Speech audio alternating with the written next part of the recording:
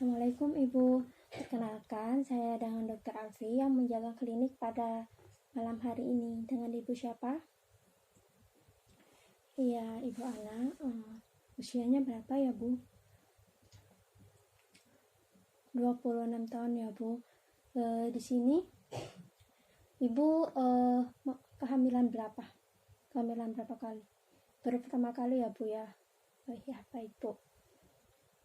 Baik, di sini saya akan melakukan persalinan normal pada ibu. Jadi jika saya memberi aba-aba pada ibu, maka harap kerja samanya ya Bu. Apabila ada indikasi seperti amniotomi, pemecahan ketuban, ataupun seperti episiotomi, yaitu untuk membuka jalan lahir, apakah ibu berkenan? Ya, berkenan ya Bu ya. Ya, baik Ibu. Silahkan menuju bed periksa. Saya cuci tangan terlebih dahulu. Setelah saya melakukan cuci tangan, maka selanjutnya posisikan pasien posisi litotomi, yaitu kaki ditekuk fleksi, di bagian pelvis dan lututnya. Nah, kemudian pasien disuruh tidur terlentang dengan kaki fleksi di bagian pelvis dan lutut. Kemudian yang dilakukan juga memperhatikan tanda-tanda kala 2, yaitu apabila si ibu merasa mengejan, ada dorongan yang kuat seperti mengejan, kemudian juga si ibu merasa ada tekanan meningkat di daerah rektum dan vagina, kemudian si ibu perineumnya menonjol dan vulva dan sphincter aninya itu membuka. Nah, bila hal-hal tersebut sudah terlihat, maka kita bersiap-siap untuk melakukan manajemen kala 2, yaitu memulai persalinan. Dan juga jangan lupa ketika melakukan persalinan didampingi oleh asisten dan keluarga. Alat yang kita butuhkan yaitu yang pertama Partuset yang terdiri dari 2 klem, kemudian 2 klem ini untuk menjepit tali pusar, lalu ada gunting tali pusar, kemudian ada setengah koker, ada gunting episiotomi, ada spuit. Kemudian setelah peralatan sudah siap, maka kita akan menggunakan APD, yaitu berupa celemek untuk APD-nya.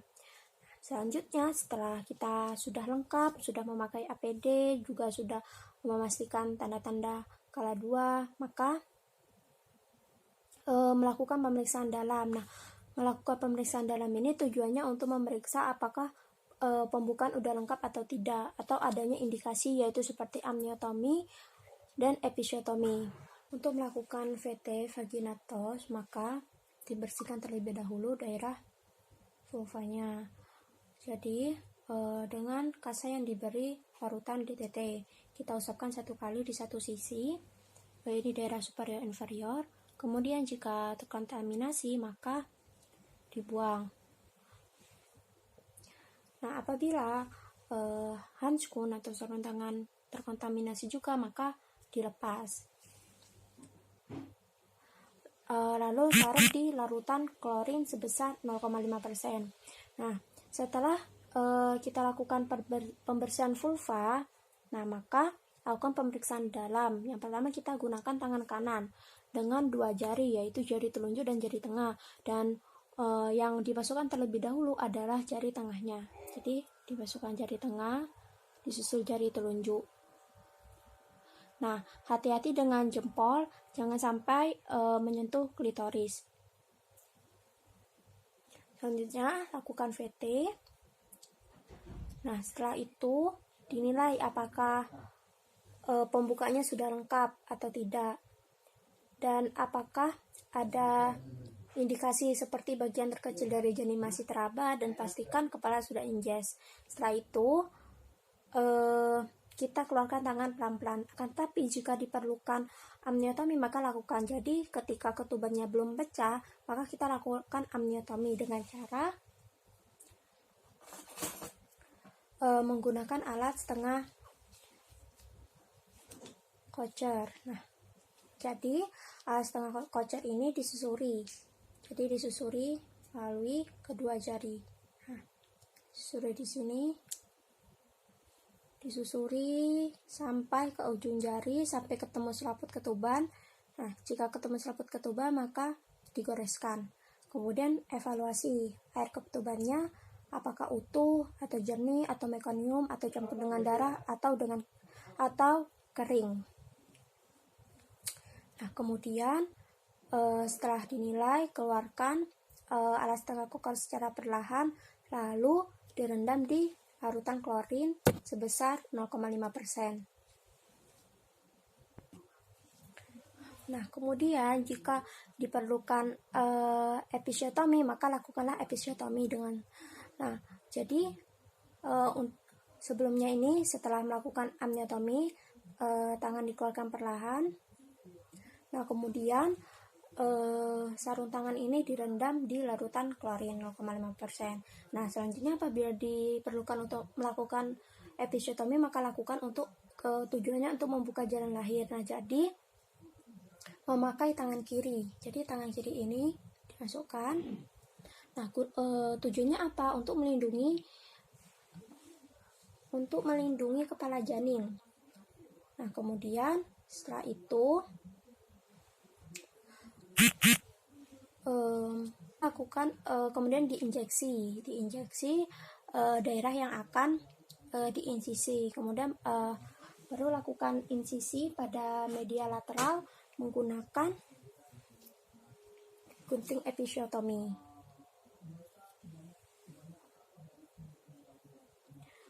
Kemudian setelah itu keluarkan jari perlahan. Nah, gunting episiotomi ini tadi dan handskun juga dilarutkan direndam dalam larutan klorin. Selanjutnya lakukan pemeriksaan DJJ janin, yaitu dengan menggunakan fonendoskop. Nah, untuk mendengarkan DJJ kita bisa meminta tolong pada asisten ataupun bisa dari kita sendiri. Jadi untuk mendengarkan DJJ maka lakukan pada fundus uteri.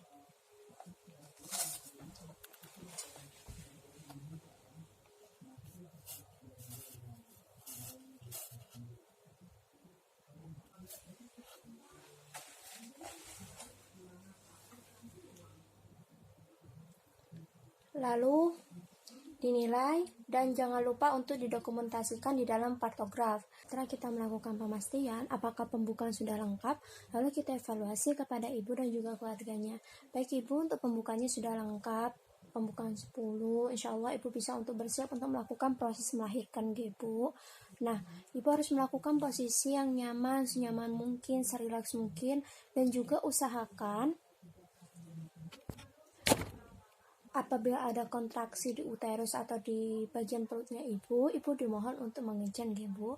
Lalu setelah saya memberitahu hal itu kepada pasien, jangan lupa untuk melakukan pemeriksaan DJJ setiap kali kontraksi uterus setelah selesai, dan juga dimasukkan di dalam partograf. Setelah itu jangan lupa juga apabila setelah pembukaan lengkap, nah untuk primida gravida lebih dari 120 menit, kepala bayi juga belum keluar, maka perlu kita rujuk. Dan untuk multigravida apabila lebih dari 60 menit dan kepala bayi juga belum muncul, maka kita juga akan rujuk ke rumah sakit yang fasilitasnya lebih lengkap. Setelah itu kita akan melakukan persiapan kelahiran, yaitu kita taruh handuk di atas perut ibu. Setelah kita taruh handuk, kemudian kita pasang underpad di bawah pantat ibu. Permisi ibu. Setelah kita memasang underpad di bawah pantat ibu dan handuk di atas perut ibu, selanjutnya kita menunggu vulva membuka hingga 5-6 cm. Lalu kita tahan bagian perineum ibu menggunakan tangan kanan dengan kain yang bersih. kita tahan dengan tangan kanan dengan kain yang bersih. Nah, kemudian kita tahan bagian atas dari perineum menggunakan 2 jari untuk mencegah defleksi dari bayi. Lalu kita tunggu bayi mulai keluar dari kepalanya, dan juga pastikan bahwa kepala bayi tidak terikat tali pusar. Lalu setelah bayi mulai keluar dari vulva, maka kepala bayi akan melakukan putar vaksi secara spontan. Setelah melakukan putar vaksi, kita pegang kepala bayi secara biparental, lalu kita tarik ke bawah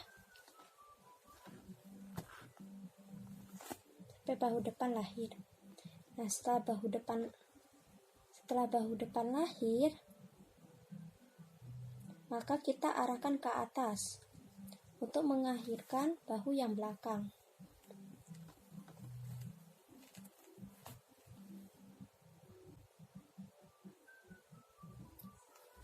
Dan tangan lainnya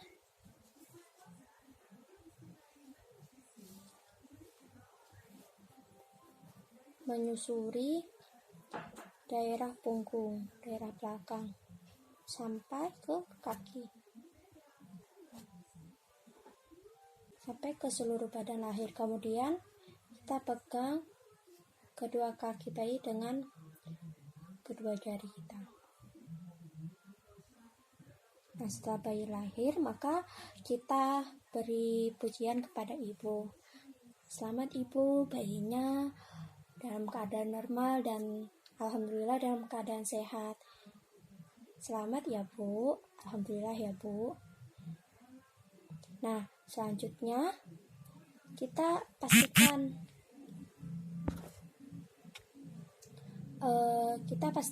melakukan pemeriksaan kembali apakah hamilnya tunggal atau kehamilan ganda. Kita pastikan tidak ada janin lagi di dalam perut ibu. Kemudian beritahu ibu bahwa akan dilakukan penyuntikan oksitosin. Nah, sebelum itu kita letakkan bayi dulu.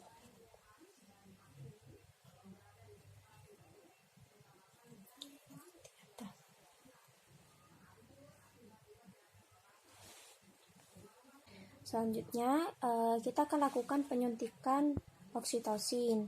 Nah, penyuntikan oksitosin ini disuntikan secara intramuskular di sepertiga distal lateral paha.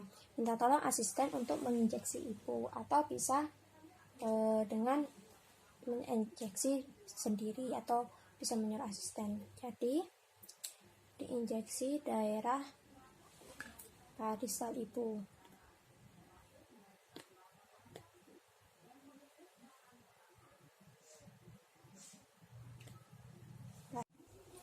Selanjutnya setelah memberikan oksitosin, maka klem tali pusar 2-3 cm.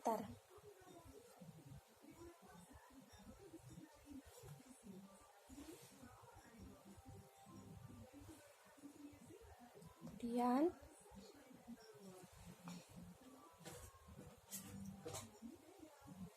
yang kedua, klem tali pusar dengan sekitar dari jarak 2 cm di antara dari yang pertama.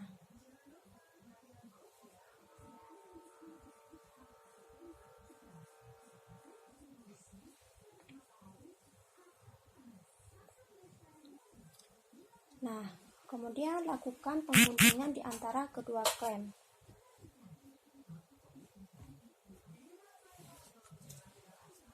Berikutnya, pindahkan klem sekitar 5-10 cm dari coitus vagina. Kemudian kita pegang klem, kemudian pegangkan tali pusar ke arah bawah.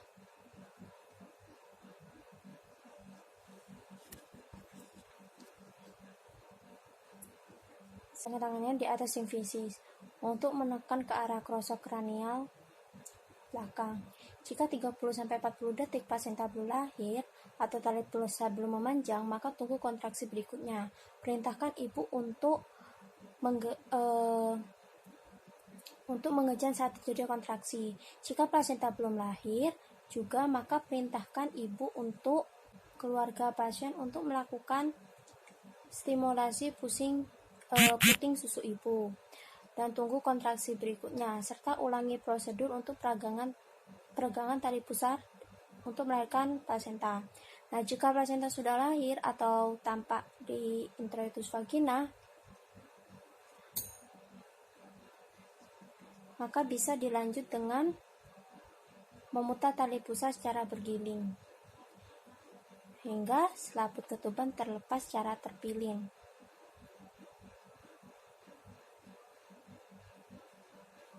Dan seluruh plasenta serta selaput ketuban lahir. Jika plasenta sudah lahir, maka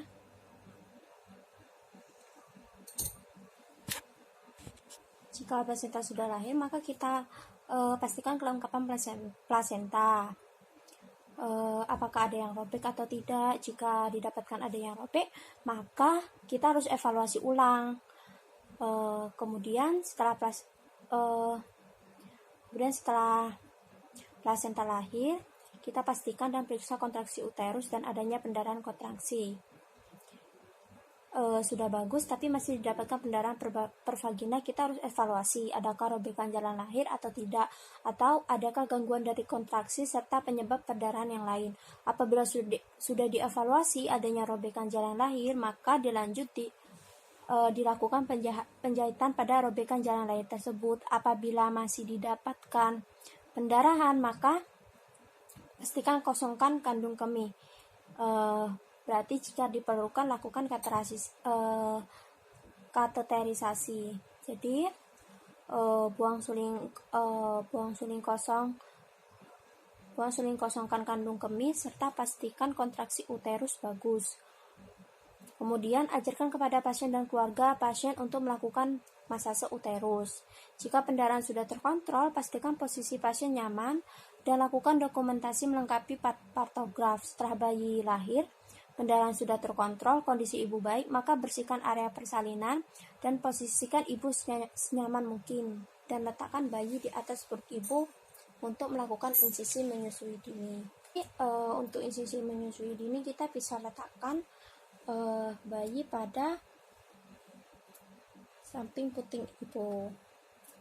Jadi nanti bayi ini akan mencari puting ibu secara sendirinya. Setelah bayi menyusui dengan ibu, jangan lupa pastikan kondisi bayi hangat, itu sudah dipastikan. Kemudian proses persalinan tersebut didokumentasikan. Kemudian untuk alat-alat yang dipakai tadi dimasukkan ke dalam larutan klorin sebesar 0,5% selama 10 menit. Kemudian lepaskan handscoon secara terbalik.